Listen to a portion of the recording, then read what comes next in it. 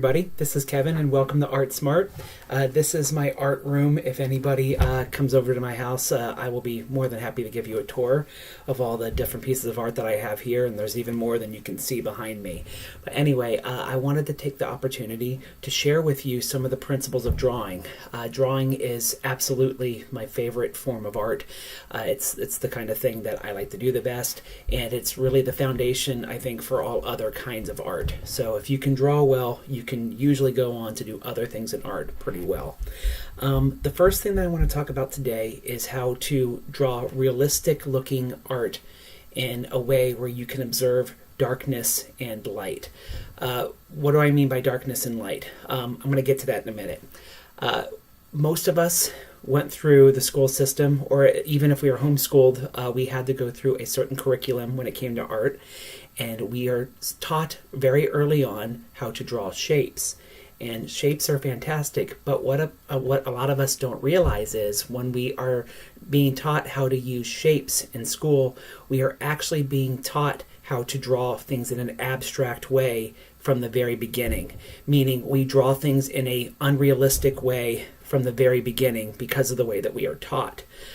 There's nothing necessarily wrong with teaching kids how to draw their shapes. We all need to learn, what circles are, what squares are, rectangles, blah, blah, blah. Shapes are very important. But what a lot of us don't realize is we tend to think of our drawings just as a series of shapes, when in reality, our bodies, our world around us are not just a series of shapes. There are textures, there are dark places on our face, light places. You might notice over here there's a lot of light, while over here my face is dark. You'll notice that back here behind my nose is much darker than what you might see up here where the light is hitting the ridge above my eye.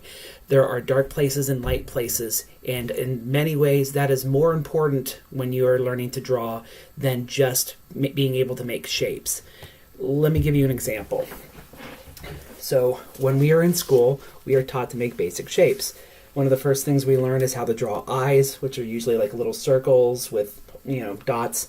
Sometimes if teachers are really good, they might teach us to make little football shapes where they kind of elongate them a little bit so that it's a bit more realistic. Anyway, most of us draw, eyes kind of like that. We learn that these little curvy shapes make a nose, and it does kind of look like a nose. A lips, someone's lips looks kind of like this, which is this little kind of curvy shape, kind of like a heart almost up here, and then the little football shaped bottom with the line. And it does, in a kind of sort of way, look like a mouth. The thing is, though, if we learn to draw this way and we think of reality in such ways, our art tends to look like this. If you are drawing people's portraits like this, it is because you never learned how to draw anything beyond just making shapes. What you want to learn is how to do a observance of where the light is and where darkness is, and focus on that as opposed to drawing shapes. When you just draw a series of shapes, you are already abstracting the object so that it is separated from reality. This is not a very realistic face here. Even if it was a person who had similar body structure to what I just drew, it is not very realistic even then. Nobody's face looks like this. For example, let me show you down here. When we draw a nose with this particular shape, we are actually drawing it in profile, meaning to the side. And if I'm drawing this person right here, this person looks like they're facing forward, except their nose, which is turned in profile over here.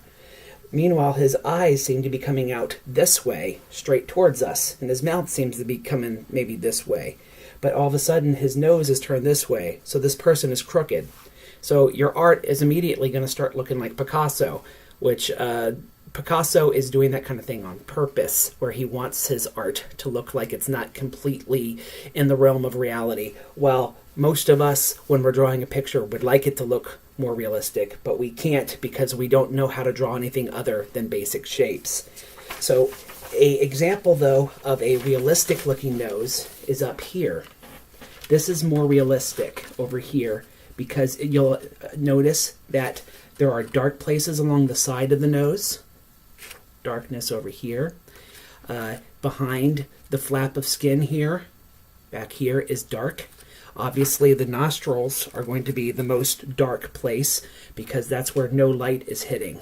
There are little ridges around here on the side of the nose where there's not as much light because most of the light is hitting the front of your nose right here. So these ridges are going to be darker. When we are drawing, we want to try to observe the dark areas and the not so dark areas on the body and try to focus on drawing those things. Yes, it is harder and it is not an easy thing to do. And I'll walk you guys a bit through how to do that a little bit better. But when you are drawing, and if you try to practice looking at the light and the dark, I think your art's going to be much, much better, and it won't look so much like this. So anyway, if you guys didn't realize it or not, you are already experts when it comes to abstract art. Congratulations. And if you would like to learn how to draw more realistic, keep tuning in, and I'll be happy to show you some tricks of the trade. Next time, I'll show you guys a little bit about how to use a cross-hatching technique in order to shade.